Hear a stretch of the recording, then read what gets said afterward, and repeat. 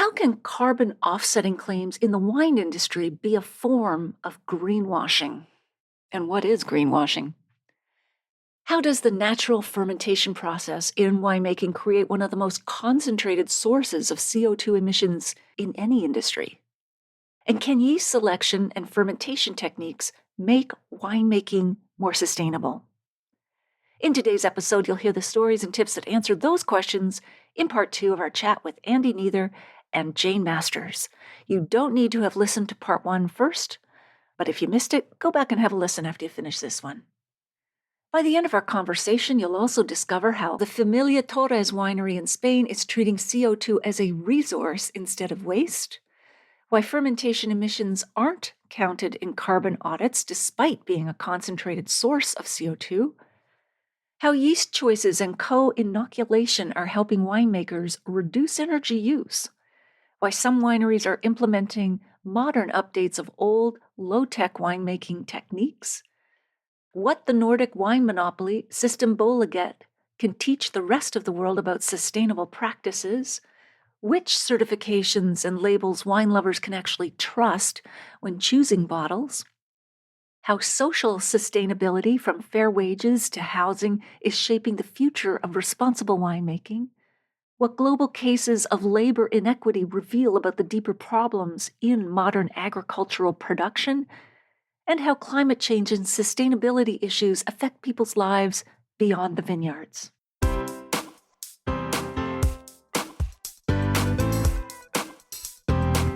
Do you have a thirst to learn about wine?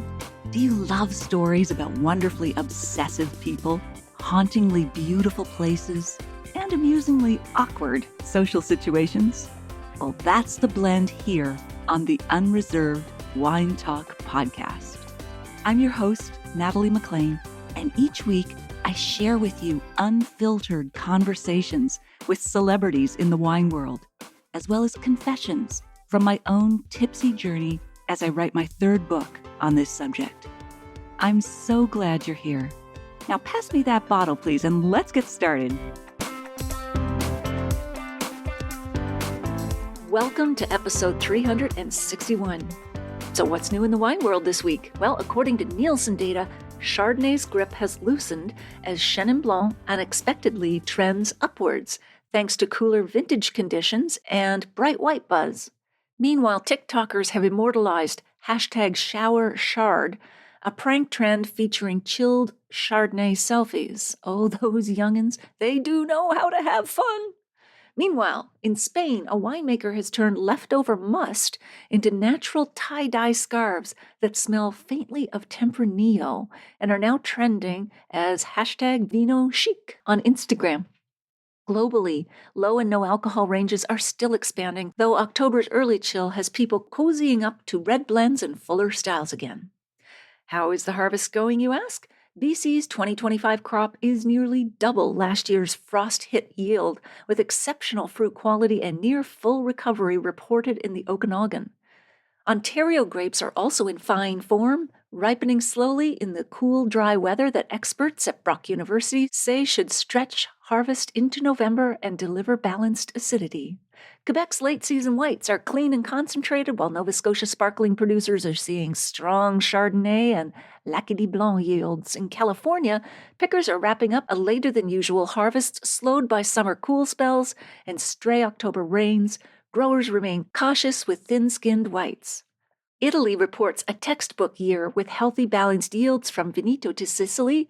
France's Loire is cheering the Chenin Blanc comeback, and Argentina's high-altitude vineyards are producing unusually perfumed Malbecs. A satisfying season all round, proof that patience on the vine still pays off. And now something to make you smile. A sommelier in Lyon, France, made headlines this week for blind tasting and identifying 12 wines correctly, blindfolded, and wearing a clown nose, proving wine judgment doesn't always require solemnity. And in Australia, a daring duo from the Margaret River set a Guinness Book World Record for the world's smallest pop-up cellar door or wine tasting room, inside a phone booth, where they poured exactly 2 glasses of their Cabernet before being politely unplugged by the local city council. Gotta love it. If you have some wine news or a quirky story you think I should share on the podcast, email me at natalie@nataliemclean.com. I'm also sharing wine news and reviews on Instagram, where I'm at Natalie McLean Wine. So follow me there and I'll follow you back. Recently, I was on City TV's breakfast television show to chat about Come Over October, a new global movement founded by author Karen McNeil, who wrote the Wine Bible, and this movement invites us to create unforgettable moments with the people who matter most in our lives over a glass of wine or two. I think Come Over October is proof that the best things in life aren't downloaded, they're uncorked. And this movement celebrates wine's 8,000-year history of bringing people together. Our ancestors didn't need notifications to connect, just good company and a good bottle. So let's start with the Henry of Pelham Painted Wagon Pinot Noir Reserve from Niagara. This wine has a wonderful backstory. When the Speck family was preparing to replant their vineyards in 1982, they discovered a broken wooden frame in Henry's old barn. Since the property was once an inn on a stagecoach road, they restored it as a tribute to the vineyard's history. That painted wagon has sat in front of their tasting room for more than 40 years, and it's now the inspiration for this elegant Pinot Noir. The wine opens with gorgeous aromas of raspberry and spice, then delivers flavors of cherry and a whisper of wood smoke. It's fruit-forward yet complex, aged for about a year in wood to achieve that perfect balance. I pair this with slow-roasted duck breast glazed with a cherry reduction, where the caramelized skin crackles against your teeth and the tender pink meat mirrors the wine's fruit notes. Another pairing would be wild mushroom risotto, stirred to creamy perfection, with each grain releasing its starchy embrace, while the earthy porcini echoes the tobacco hints, or even a herb-crusted rack of lamb with its golden brown crust giving way to succulent, medium-rare meat that makes the wine's subtle oak aging sing. Now here's the fun part, and you thought that was fun already. I challenged the hosts to a game, and you can play along. After I describe each wine, as I just did for this Pinot Noir, you'll guess which one of 5 types of people would absolutely love to be invited over to drink it with you. So, who do you think would love to taste this Pinot? The spontaneous socialite, the travel trendsetter, the history hobbyist, the literary lover, or the talented teacher? Excellent guess. There we go. We've got a standing ovation there. It's going on a little bit. You're absolutely right about history buffs. They'll be fascinated by the tale of restored wagons and stagecoach roads while appreciating this wine's complexity, depth, and backstory. All right, for our next wine, the Animus Douro Red from Portugal. We're heading to the spectacular Douro Valley, one of the world's oldest wine regions where terraced vineyards climb steep hillsides all along the river. It's produced by Vicente Faria Vinhos, a winery committed to farming organically and reducing its environmental impact.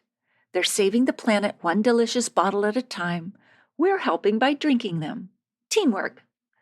It's a bold blend of native grapes like Touriga Nacional and Touriga Roriz that delivers intense aromas of blackberry, plum, and violet, followed by rich dark fruit flavors with notes of chocolate leather and a touch of Mediterranean herbs.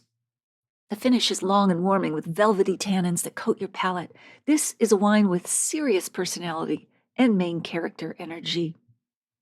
Now, animus means spirit or soul in Latin, and this wine captures the passionate character of Portuguese winemaking.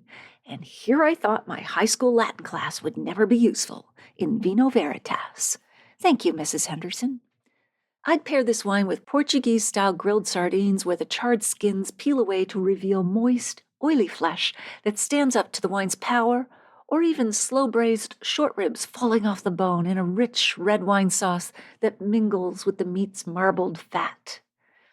Or try a spicy chorizo and white bean stew with smoky paprika-laced sausage releasing its oils into the creamy beans and creating liquid comfort. All right, come back to me. I know you've got lost in that stew I just described. So who would you invite over to experience this bold Portuguese red wine? The spontaneous socialite, the travel trendsetter, history hobbyist, literary lover, talented teacher. All right, and I'm not going to keep naming those. A little bit repetitive for the last 3 wines. And I know you'll remember. So, all right, you're on fire today. The literary lover who devours novels.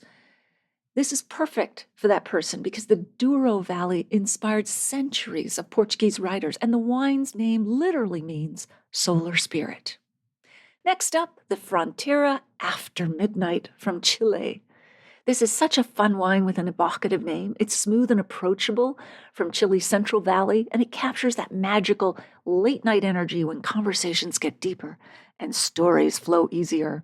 It offers juicy aromas of blackberry and plum with a touch of vanilla and spice, then delivers soft, rounded flavors of dark cherry and mocha. It's brooding and mysterious and sultry, and it's the kind of wine that makes you want to lower your voice and whisper words like lingering finish. All right, so here's an interesting fact. Chile's wine industry benefits from the unique geography. It's protected from vineyard pests by the Pacific Ocean to the west and the Andes Mountains to the east, as well as the Atacama Desert to the north and the glaciers to the south. This natural isolation means Chile never suffered from phylloxera, the root louse that devastated European vineyards in the 1800s. I'd pair this with a wood-fired pizza with caramelized onions and aged cheddar, where the charred crust provides textural contrast to the melted cheese's stretchy richness.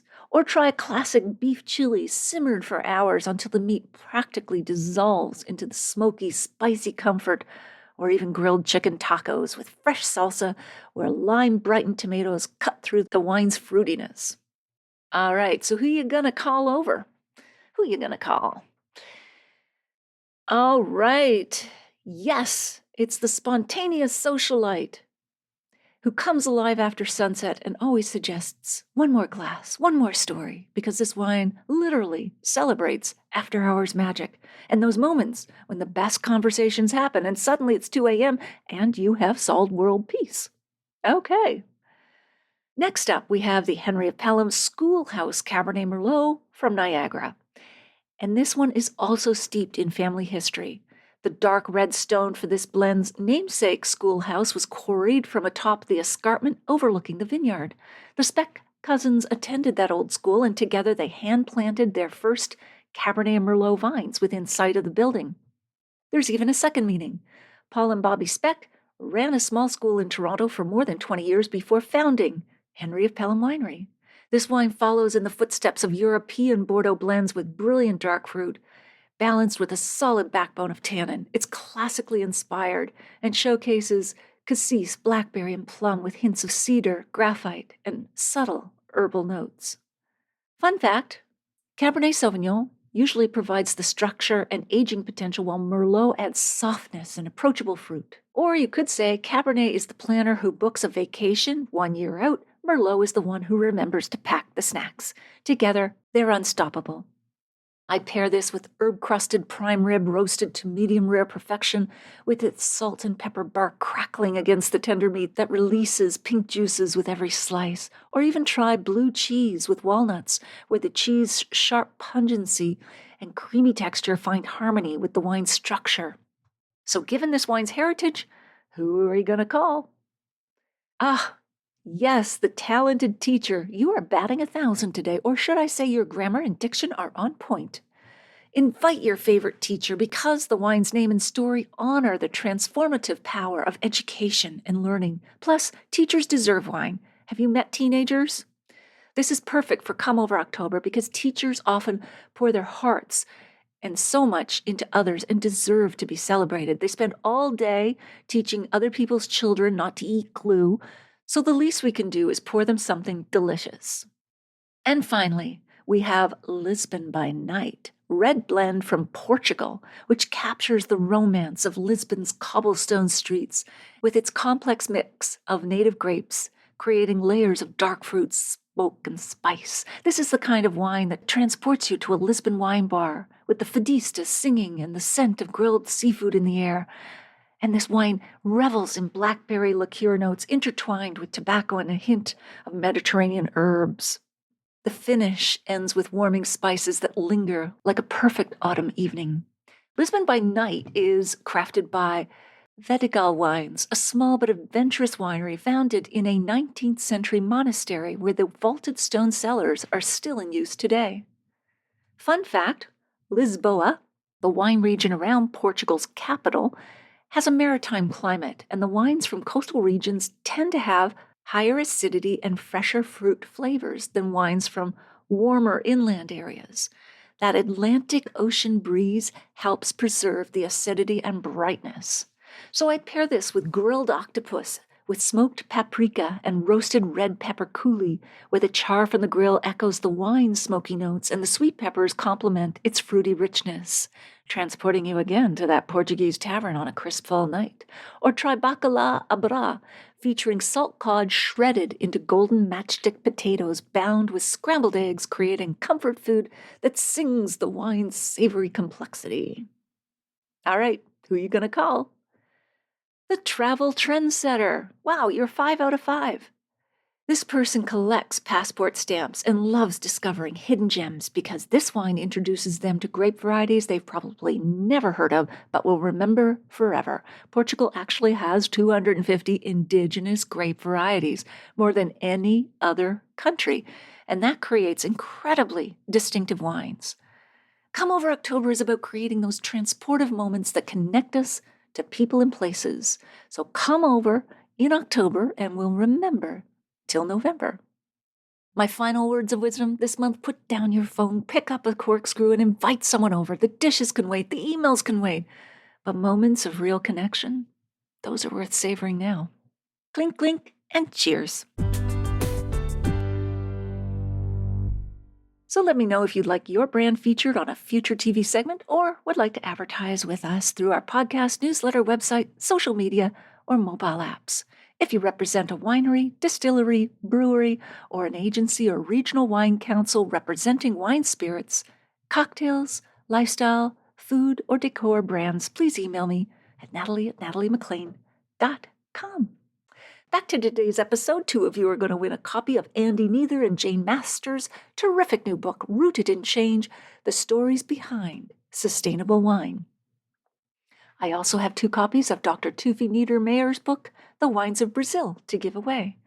If you'd like to win a copy of these books, please email me and let me know you'd like to win. It doesn't matter where you live. I'll choose 4 winners randomly from those who contact me at natalie@nataliemaclean.com. Keep them for yourself or give them as gifts for the holidays. In other bookish news, if you're reading the paperback or ebook or listening to the audiobook of my memoir, Wine Witch on Fire, Rising from the Ashes of Divorce, Defamation, and Drinking Way Too Much, a national bestseller and one of Amazon's best books of the year, I'd love to hear from you at natalie@nataliemaclean.com. I'll put a link in the show notes to all retailers worldwide at nataliemaclean.com/361. Okay, on with the show.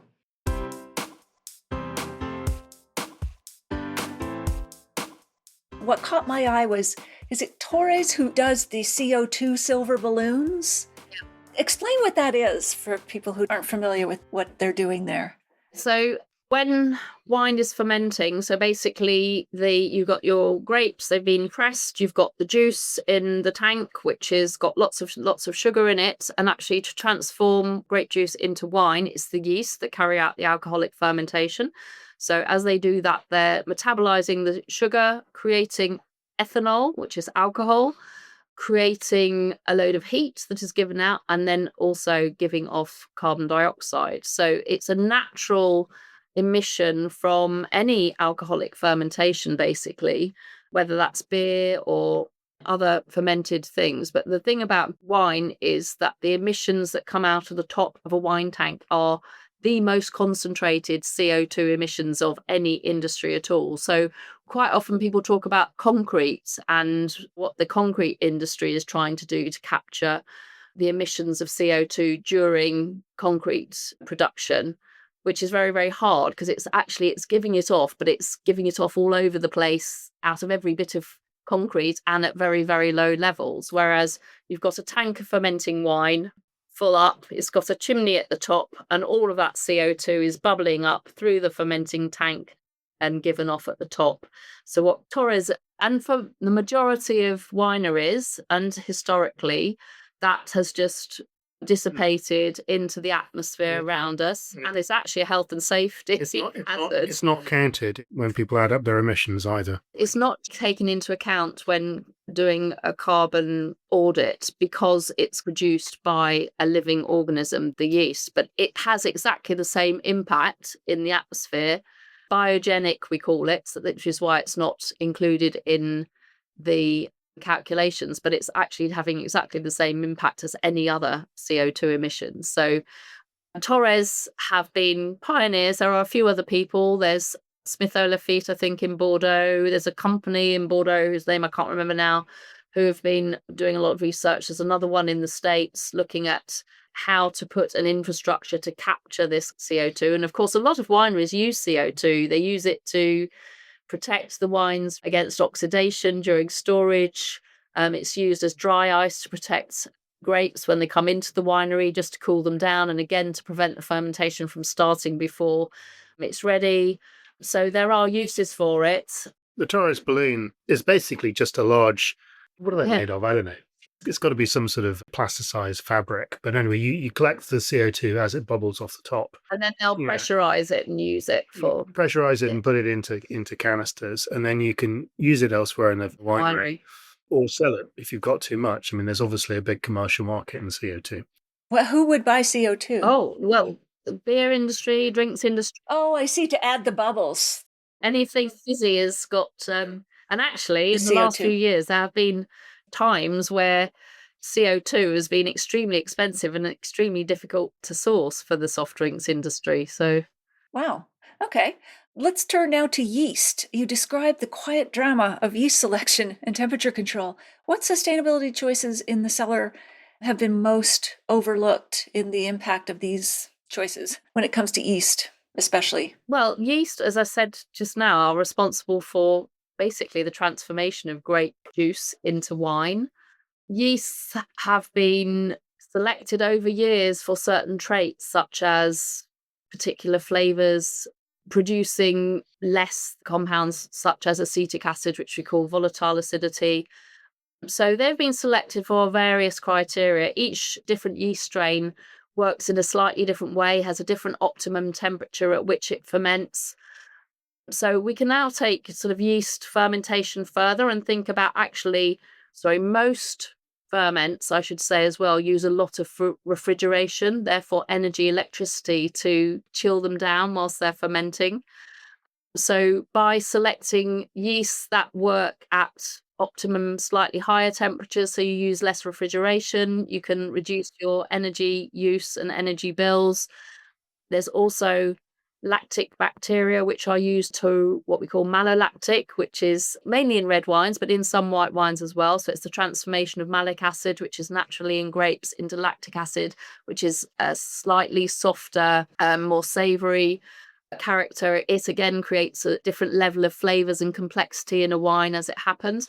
In the past, you would ferment with yeast and then you would wait for the malolactic to sort of happen, and quite often that would take a long time and you would have to keep the tanks at a certain temperature, and again you're using energy to maintain that warm them temperature up to encourage it. Whereas now we can actually do what we call co-inoculation, so carry out the yeast fermentation and the malolactic at the same time, so you're reducing energy consumption and you're reducing any sort of risk of spoilage or anything else happening, which spoilage, you may not think it's linked to sustainability, but at the end of the day, sustainability also includes economic sustainability. So we need to maximize everything that we've grown in the field to get the best possible quality wine and decent amounts of it. I think the other thing to say about wild yeasts is that a number of the producers I've talked to who use them, it's part of their whole respect for the terroir. I remember particularly Noelia Callejo, who's a great winemaker in Ribera del Duero in northern Spain, saying that that's for her, it's part of their land. You've got these natural yeasts that are naturally occurring on the grapes when they come into the winery.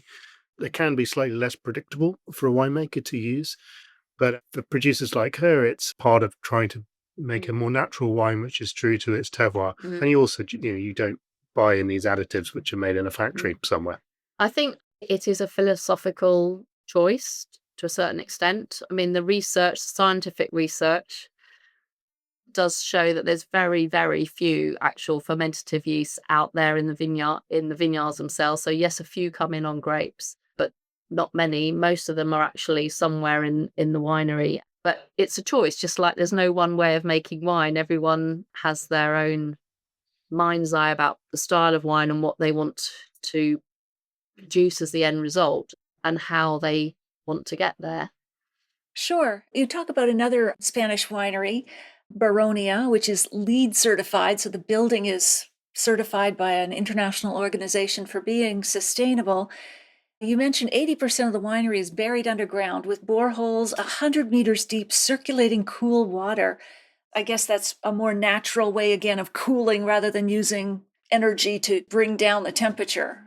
A lot of it is ultimately about a winery's electricity usage. So also, for instance, at that winery, but at a bunch of other wineries, they rely on gravity to transport the grapes. You put in at the top and they, essentially they go down a chute rather than being pumped. So you reduce your electricity consumption. You don't have to go pumping them up, yeah. And then, as you said, there's another side effect that it's better for the wine. You're treating the grapes more gently by letting them go from stage to stage. Gentler. Any pumping, you're sort of, in effect, crushing and potentially extracting some more vegetal characters from the pips and the skins themselves. I think we're sort of going back to the future, because if you look in the past, certainly in old European wine regions, I guess a lot of them were built before there was even electricity, to be honest. So they actually were built facing a certain direction to actually enable a constant temperature, which was lower. So we're sort of going back. And I think then, with the advent of electricity and all sorts of technology, which has all been great to a certain extent, but again, has had now consequences that we know that we didn't know at the time. And so I think we're sort of going back to where we were. It's just about using resources as efficiently as possible. And I think in the past, that's what people did. They were a bit more parsimonious with things. Everything was reused, thought about, kept. And I think we're sort of moving a bit back to that, which is at the basis of the circular economy that we all talk about. Absolutely. Yeah. Before the Green Revolution, so-called, when we started using post-war in industrial processing of our food. So did you find any standout examples of logistics innovation, whether it was rail, sea, or road? Because transporting the wine and the bottles is just so massively intensive on the environment, is there an example of someone doing it really innovatively well? Within Europe, for instance, Liberty Wines, which is one of the biggest British wine importers, they're an Italian specialist, although they import from Spain and France and places as well. They've transferred a lot of their shipping from road to either sea or rail.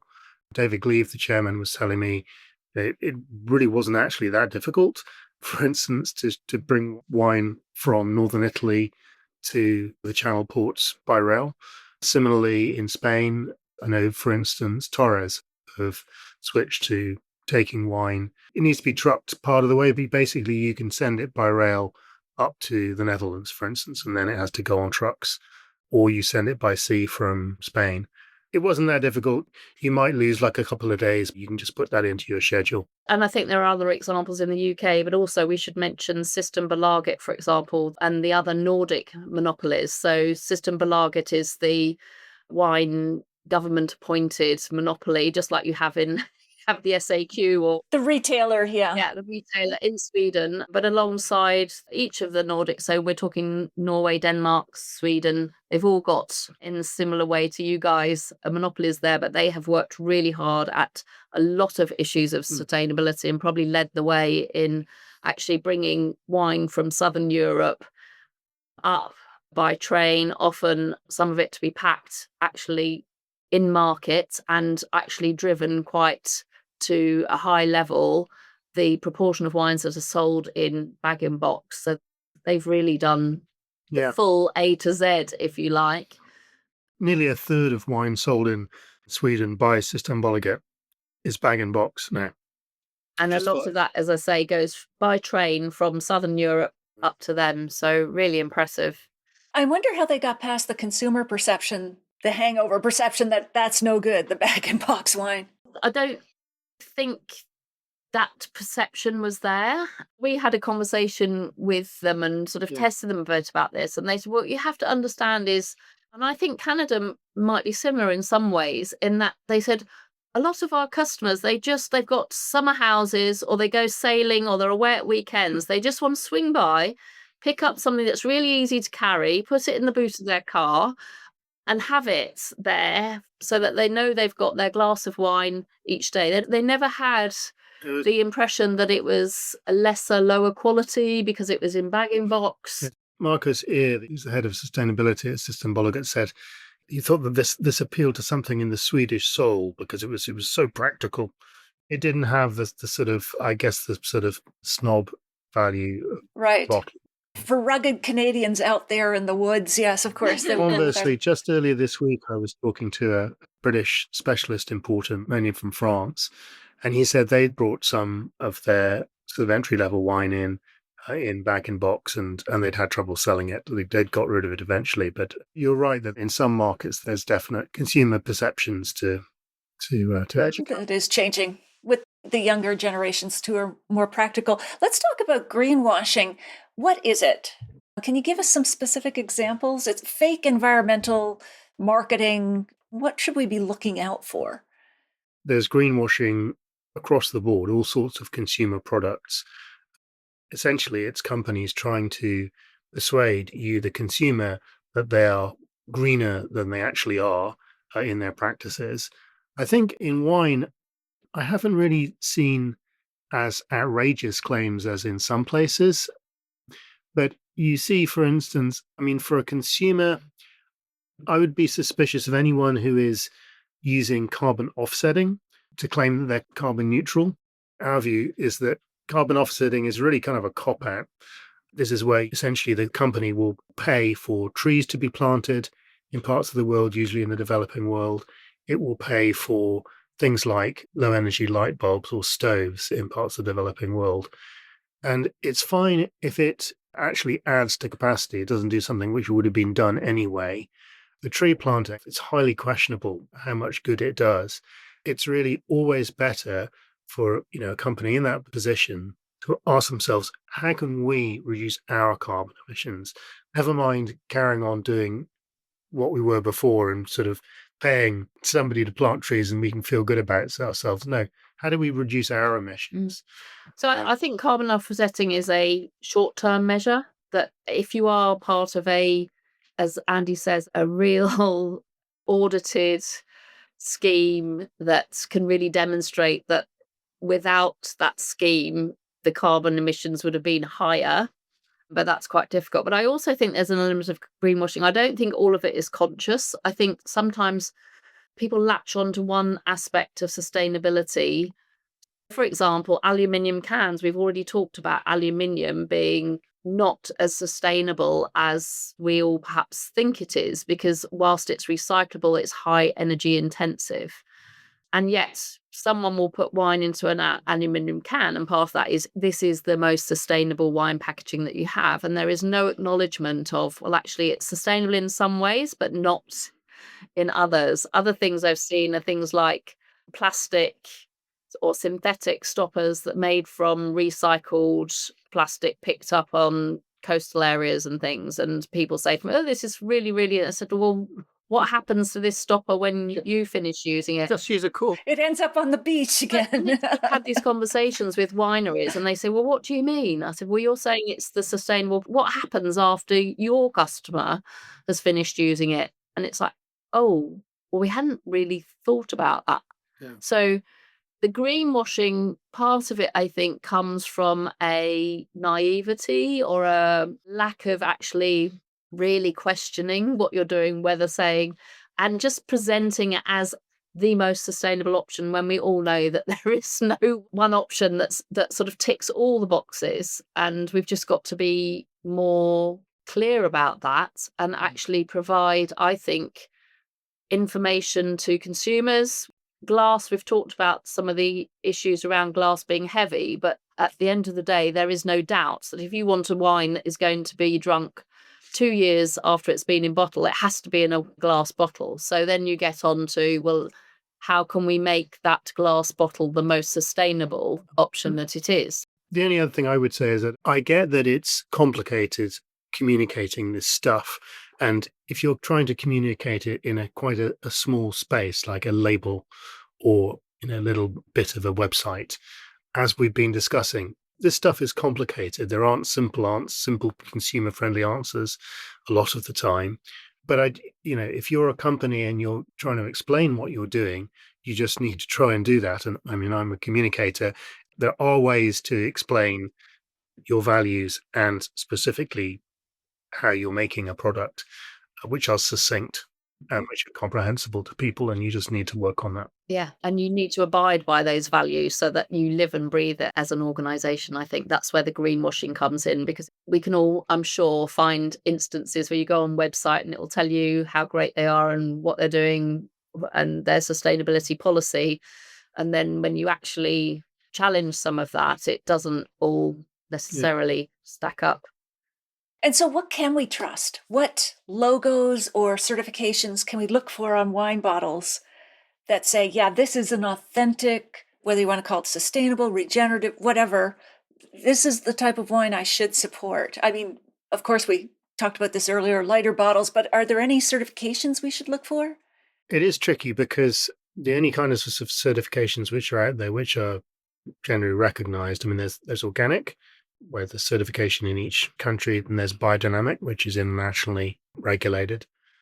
And as we've discussed, in both of those cases, I think if you're buying an organic or a biodynamic wine, yes, it is probably better for the environment. It's a good choice in those terms. Not necessarily strictly sustainable because there's a bunch of other things, but there's a good starting point. The other one I'd mention is fair trade.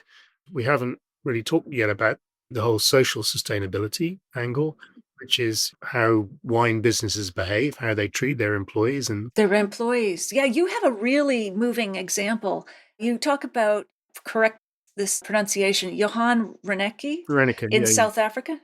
I mentioned it. Realizing that his workers were using newspapers under their clothes to stay warm while he was surfing in a wetsuit. How does this type of stark inequality shaped the sustainable conversation, like when it comes to employees and that sort of thing? One of the reasons I went to South Africa specifically earlier this year was to look at labour standards and social sustainability. If you like, it's sort of an extreme example because you have this horrible legacy from apartheid and this sort of racialized poverty. And there are still very, very major issues there. For instance, Reneke, he committed to buying his workers' houses and sending their kids to university and so on. And it's a gradual process. And as he and others said to me, in this South African context, it will take generations. I think in a way, it's almost more shocking when you see exploitation in Europe. And there have been several well-documented cases recently of exploitation, particularly in Champagne, also in Bordeaux. Champagne, you have a particular issue because you've got harvest in quite a short period of time. You need to bring in, I think it's about 60,000 pickers at harvest time. Whereas in days gone by, you'd get families sort of turning out to help with the harvest. The countryside has been depopulated, mechanized. In Champagne, you're not allowed to pick by machine. It has to be picked by hand, according to the rules of the appellation. And so you bring in mostly migrant workers. Inevitably, it gets subcontracted by the big champagne houses, and the subcontractor will subcontract. Ultimately, you get gangmasters bringing in East Europeans, people from sub-Saharan Africa, and mistreating them in various ways. But I would say that, this isn't all champagne houses by any means at all. There have been a whole series of cases, workers being made to live in appalling conditions, not being paid, and so on. To add to that, though, I would say this is something, it's not unique to grape growing or winemaking. This is something that is found in agriculture generally all around the world. There are migrant workers that travel around to different regions as the harvest happens. That's always been the way. Mexicans in California, Bolivians in Chile. in all of these places, the original agricultural workforce that you had there have moved away. It's viewed as low status work, it's poorly paid, and so you end up relying on migrants. And then when you do, there's a risk of exploitation. Yeah. And I think what's also interesting is that, so each chapter of the book, obviously, we look at a different aspect of wine production and packaging and what happens post-consumption and consumers and people. But all of those chapters actually are relevant to lots of other industries, whether it's consumer goods manufacture, whether it's other aspects of agriculture. Like coffee and chocolate. It's the same. So hopefully anyone that's reading the book will understand a lot more about the wine trade and the issues in it, but also I think we'll get some value out of understanding sustainability more broadly than that. And each of those chapters is relevant as an example, a case study, if you like, for other industries. I think that's a really important point, because effectively, obviously, we're passionate about wine, we're wine professionals, but we've taken what is, for many people, a relatively everyday product, and we've looked at how it gets literally from grape to the glass on your table. And you could do that sort of exercise looking at the whole of the life cycle of this product and its packaging for anything, a bottle of milk, the computer on the table, anything. And we probably need to, if we're going to understand sustainability and really understand the environmental challenges ahead. Jane is right. You can apply a lot of the lessons of this book elsewhere, and we want people to. Absolutely. And if you could implement one global policy change to accelerate wine industry sustainability, what would that be? It really does come to the nub of what we've been saying today, I think, and that is that there is no one thing that you can do, and there's no one government, no one company. But if you had to pick one thing, if you had to prioritize one thing. To me, it comes right back to the start, which is about climate change, which is affecting not just vineyards, but it's affecting people's lives, it's affecting health, it's causing migration, it's affecting all sorts of not just human populations, but what's happening in the oceans. And actually, we need to address I come back to the climate change, which is being driven by fossil fuel use. And there's got to be something that brings all of those governments and all of the world together. And I know we have the COP meetings and there are all sorts of commitments that have been made. But unfortunately, sadly, a lot of those have not materialized yet. And it is urgent, and climate change is happening now, and it's not going to get any better until and obviously everybody. Obviously, we have President Trump standing up at the UN this week, saying that the whole thing is a con, which it would be laughable if it weren't so sad. That's what we need is international action on climate change, specifically in wine. The biggest area where you could really change things is packaging, which we've discussed already. I mentioned earlier this bottle weight accord that's been worked out by the Sustainable Wine Roundtable with a bunch of major retailers, but that needs to go much wider. And the sort of savings you'd get in wine's carbon footprint would be enormous. I think that's probably the biggest single thing. Yeah, definitely. Right. Oh, that's a good one. So let's focus on what we can do. And there's a lot, though. It is a complex issue. And I appreciate you breaking it down for us. It's a wonderful book. We could go on for a few more hours. But is there anything we haven't covered that you'd like to mention as we wrap up? I think we've done quite a tour of everything. Thank you, because it's been really thought-provoking. I would return to one point we touched on earlier, which is just the really inspiring work that's being done by all sorts of winemakers and other people across the wine trade. It's quite easy to be pessimistic when you just see the enormity and complexity of global trade, the sort of stuff we've been looking at. And yet, you come back to these various small organic producers I met in Greece, in Chile, in Argentina, just working in a really inspiring way to improve their soils, to restore biodiversity, and let's not forget, at the end of the day, to make amazing wine, make really tasty wine, which is ultimately the object. Right, and sustaining in and of itself for those of us who love it. Oh, that's great. So where can we find you and your book online? Well, you can get the book from the Académie du Vin library. If you Google Académie du Vin library, you can get it there. You can get it over Amazon as well in Europe and North America. Probably all the major booksellers. Indeed, in good bookshops everywhere, as the saying has it. That's great. And where can we find you online? Are you on social or do you have websites? I blog at A View from My Table on Substack, and I'm on Blue Sky as well. We'll put the links in the show notes to all of this, yes. And Jane, you have a website too, right?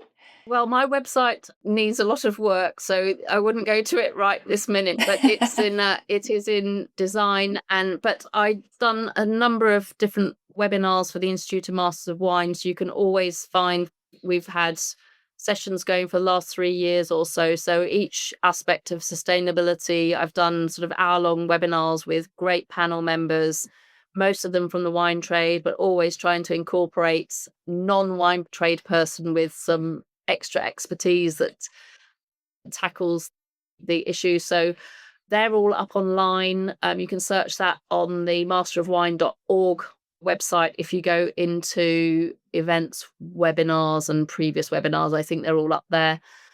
Okay. We'll link to those as well. Jane and Andy, this has been marvelous. I mean, you've blown my mind with some of the stories and stats and silver balloons and all kinds of things. It's fascinating. It really is. And I urge people to get your book, Rooted in Change. What's the subtitle again? The Stories Behind Sustainable Wine. There you go. Because it is enlightening, not just for the wine industry, but for everything we consume, a lot of what we consume, food and drink, all about those supply chain issues and everything else. So I will say goodbye for now, but I hope we can raise a glass or two in person the next time we chat. I hope so. Do you ever come over to Europe? Occasionally, yes. But, I'm very conscious of my environmental footprint, so I try not to use jet fuel when I don't have to. But likewise, if you come over here to Canada, give me a shout, please. Will do. Okay. All right. Thank you. All right. Thanks, Natalie. Thank Good to you. talk.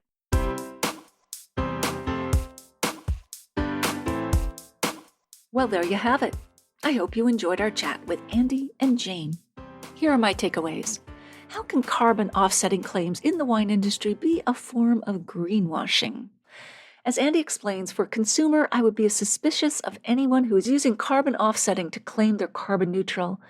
A company will pay for trees to be planted, low-energy light bulbs, or stoves in the developing world, and that's fine if it actually adds to capacity. The tree planting, though, is highly questionable in how much good it does. It's really better for the company to ask themselves, he explains, how can we reduce our carbon emissions? Jane says greenwashing, or using green claims in your marketing to promote the product, comes from naivete or sometimes just a lack of questioning or just presenting it as the most sustainable option, which sometimes it is not. Number 2, how does the natural fermentation process in winemaking create one of the most concentrated sources of CO2 emissions in any industry? This really surprised me. So we know yeast carry out alcoholic fermentation as they do. They're eating the sugar, creating ethanol, which is alcohol, creating a load of heat and carbon dioxide. So it's a natural emission from any alcoholic fermentation, whether that's beer or other fermented beverages.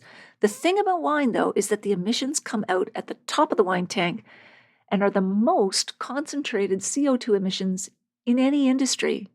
Conversely, in the concrete industry, they try to capture their CO2 emissions during concrete production, but it's really hard because it's giving it off all over the place. Whereas with wine, you have a tank and you've got a chimney at the top, and all of that CO2 is bubbling up through the fermenting tank.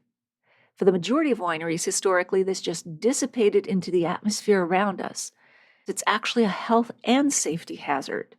It's also generally not taken into account when doing a carbon audit because it's produced by a living organism, the yeast, but it has exactly the same impact on the atmosphere. I didn't know that either. And then I love what the Torres family is doing in capturing their CO2. And number 3, can yeast selection and fermentation techniques make winemaking more sustainable? So yeasts have always been selected for certain traits, particular flavors, maybe creating fewer compounds of like acetic acid, which we call volatile acidity, Andy explains. Each strain has a different optimum temperature at which it ferments. Most ferments use a lot of refrigeration, so a lot of energy and electricity to chill them down while they're fermenting. So by selecting a yeast that works at higher temperatures, you need less refrigeration and you can reduce your energy use and energy bills.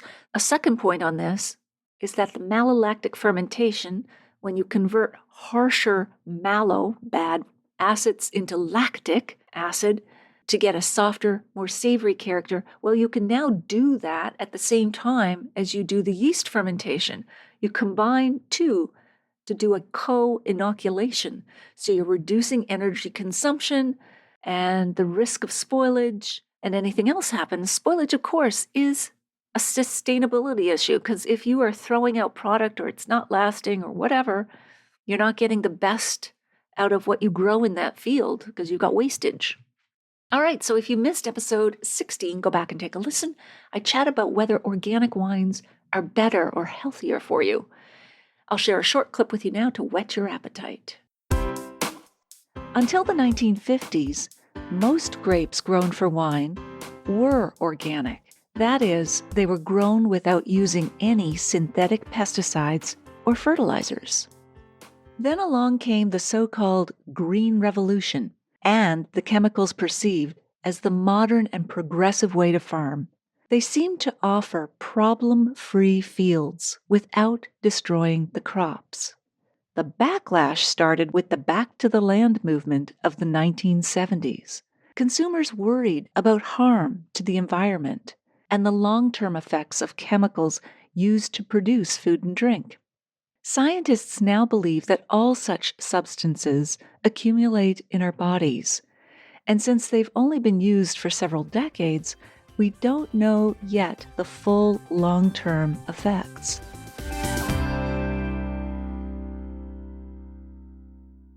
You won't want to miss next week when we chat with Elva Ramirez, the author of Sparkling and Zero Proof, which were both finalists for the Best Cocktail book at the Tales of the Cocktail. Sparkling is also a finalist for the IACP's 2025 Best Cookbook Awards. Elva will join us from her home in Brooklyn, New York.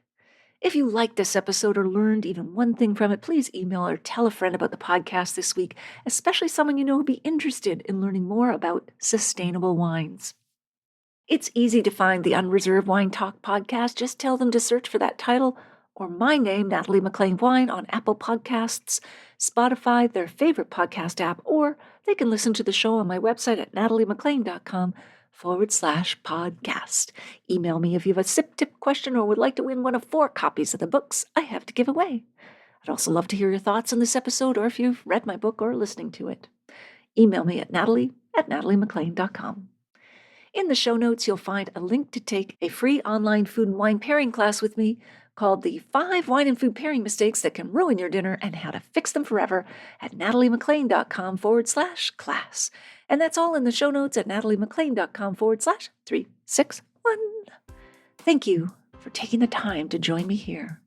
I hope something great is in your glass this week, perhaps a wine that has truly offset its carbon imprint without giving up its flavor imprint.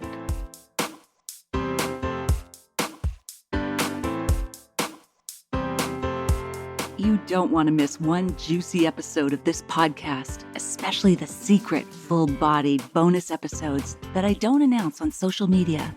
So, subscribe for free now at nataliemclean.com/subscribe. Meet me here next week. Cheers.